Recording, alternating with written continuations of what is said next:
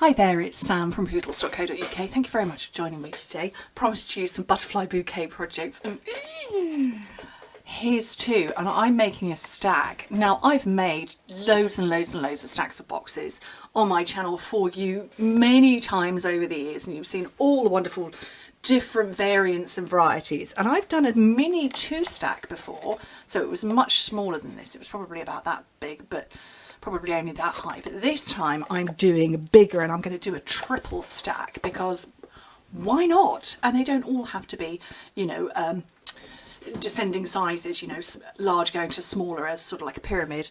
I just want to stack them like this because I think it's going to be fabulous. So, butterfly bouquet, beautiful, beautiful, beautiful sweet. Let me just move my bracelet out of the way. Probably should have taken that off before filming.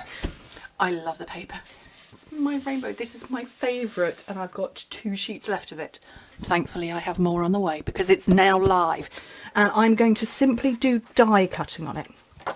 Okay, so you need a piece of cardstock for the base that's 8 by 8 inches, 20 by 20 centimetres, and then you need just a simple sheet of paper, and it comes as 6 by 6 inches, so go for that. If you're working metric, take it down to 15 by 15 centimetres. Okay, so on the base, well, I've moved my pen pot around a little bit, and I can't get to my styluses. I have a couple of spares, like everything. So 8 by 8 inches, score it at 2 inches, 5 centimetres on all 4 sides. So this is actually technically Whisper White because I'm on my last few sheets of it, but it's basic white cardstock. It doesn't have to be super thick because the sides are tall enough to give it oomph. With your paper, we're going to score it at 1 inch, 2.5 centimetres on all 4 sides. And you just need to move it out a little bit from the side of your piece of, the side of your scoring tool. And you can either measure it like that, or you can eyeball it, or whatever. Or if you've got any kind of trimmer or tool that goes into really teeny tiny measurements, you're scoring at 15/16 of an inch, which is about 2.3 centimetres. I'm not going to do that. I'm just going to move it away a little bit. And the reason for scoring, and you do the same, that adjustment all the way around. The reason for scoring it like this is so that the lid fits perfectly over the base, and you get this nice smooth finish. Now, somebody did say to me, why don't you just do it, you know, make your paper, you know, 1/8 of an inch smaller or something like that. Well, it's actually not quite that simple because that would make the box lid too big and then it would actually fall off, and we don't want that lid to fall off, but we do want it to sit on and come off nice and smoothly, but without it buckling all the way around. There is reason for everything. Okay, so I'm going to burnish this. Like I say, this is just standard Whisper / basic white cardstock. It's not the thick one. The sides, like I say, as you because the sides are high enough, it's not going to buckle at all. If they were any higher, then you might get wibblage issues, because wibblage is such a word. Okay, so I'm going to do it on this because I think you'll see better. And I'm going to trim this. And while I do this, I'm going to answer a question that came in from, oh, what was her name? Somebody asked me this question. I'm just going to look for my comments in my email. Talk amongst yourselves for a minute.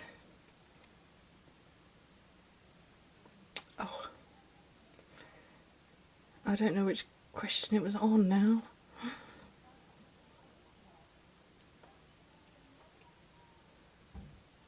I can't find the person's name, but she asked me a question, and she said, how do you decide where to cut and where to rotate? So on a box like this, I could cut it there and fold it in, and I could do the same there and then fold that in.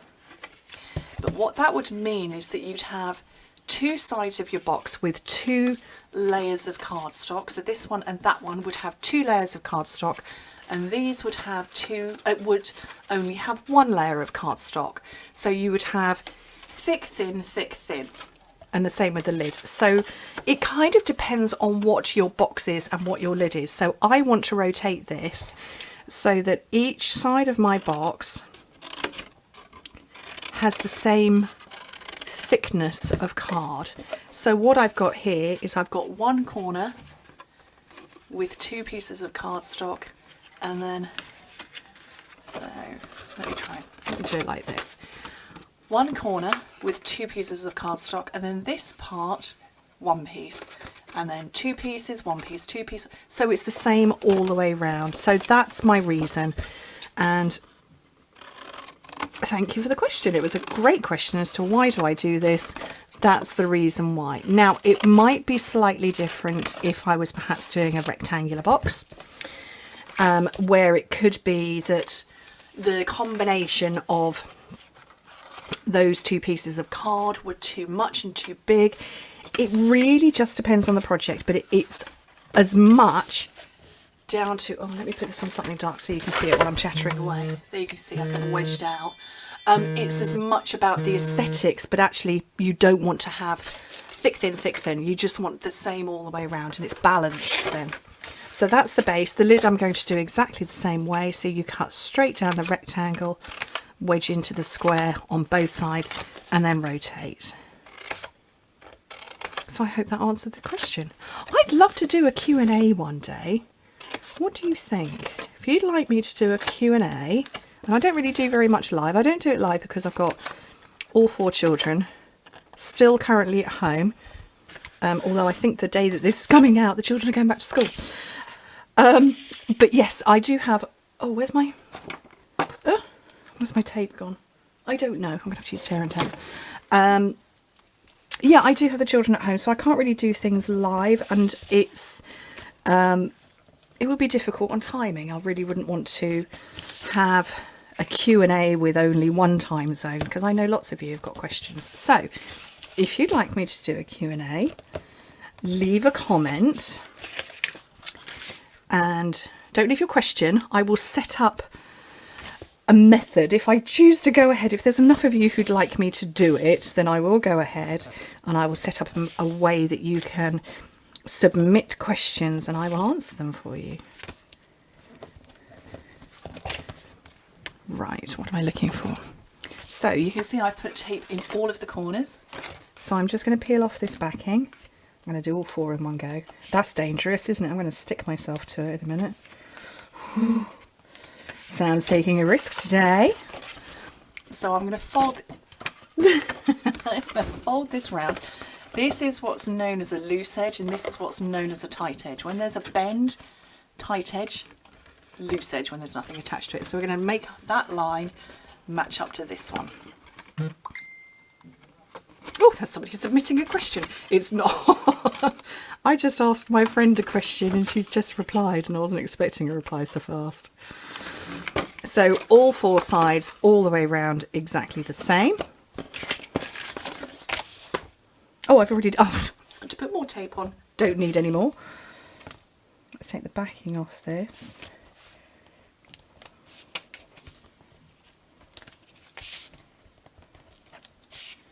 And just exactly the same. Wrap it around.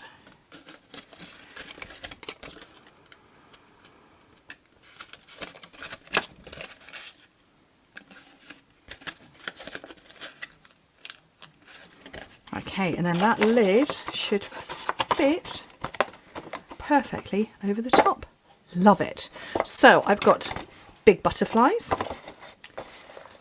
swirly sort of smush, and then my rainbow butterflies have got to go on top. They can't not be on top because they're so beautiful. And I'm going to choose a white ribbon. This is not long enough, so we're not going to use that one. Apparently I'm not using a white ribbon. Oh, I can. Yes, I've got this one here. So this is the silver metallic edged ribbon.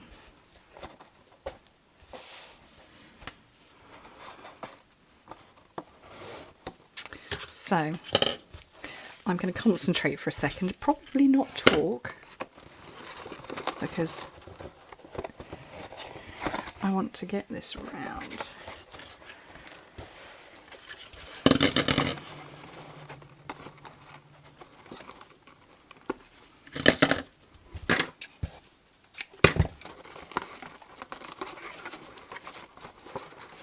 Wouldn't this just be a gorgeous parcel of gifts? Oh. It's my birthday coming up soon, so I'd like a parcel of gifts just like this. Do you think my husband's talented enough to make these? I'm sure he'd have a go. Certainly Jack and the boys would have a go. Right, there's my stack of parcels. Oh, isn't that lovely? Right. So I've got my purple posy. Now purple posy, we have cardstock, we have ribbon, and we have Blends alcohol markers in that. And it's retiring soon, along with Seaside Spray, Terracotta Tile, Pretty Peacock, and Rococo Rose. I'm looking for the dies, there they are. And so grab it while you can. It is going to retire very, very, very soon. So those 5 colours are. Right, I'm going to die cut some butterflies.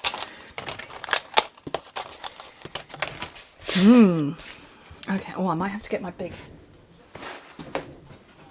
I'm just getting my big cut and emboss. I don't think my little one's going to take all that die cutting.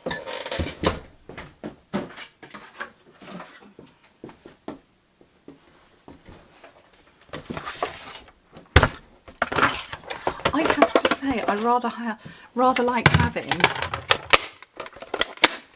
the big and the little. It's just too cute. I think there is something inbuilt in human nature for we love everything in miniature, please, thank you. Does anybody else feel like that? Surely not just me. It's something. I call it the doll's house effect. And my dad made me a doll's house when I was a little girl. It was for Christmas one year. And I came down on Christmas morning and there was my beautiful doll's house that my dad had made for me. But yes, we all love everything in miniature. Right, that's only 4. Where did number 5 go? Under there. It's like miniature toiletries. We love them too. Okay, so I've got my dies on there. And where's my post-it notes? I don't know where they've gone. Okay, we're just going to have to be brave because I need to turn the whole lot upside down. Because these dies much prefer being upside down. Okay.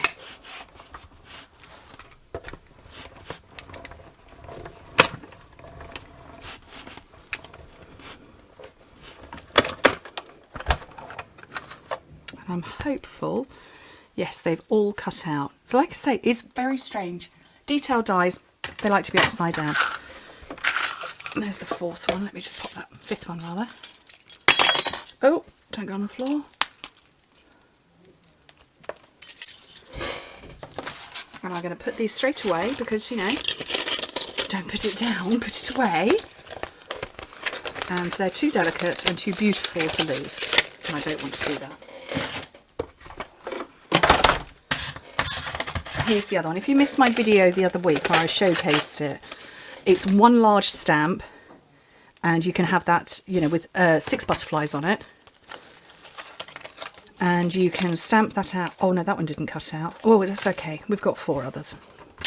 That one did though. Yeah, so you stamp one big image and you can leave it as one big image with 6 butterflies, or you can come back in and die cut them separately. And somebody did actually point out, and I hadn't investigated it yet, that you can, that's faster, isn't it? You can actually die cut some of the pages of the paper. I didn't know that.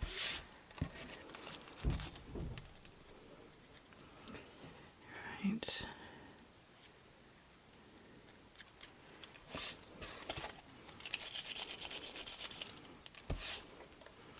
My floor is a mess. Actually, technically my lap is a mess. There's bits of butterfly all over my lap now. Let's get those last few out. Okay.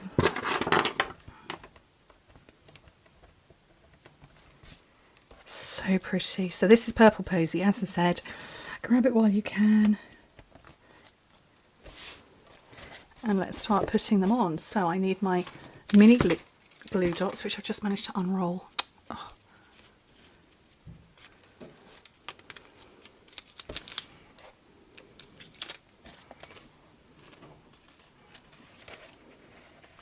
Possibly would help if I didn't have the box right under my nose. There we go. It's not stretching my arms.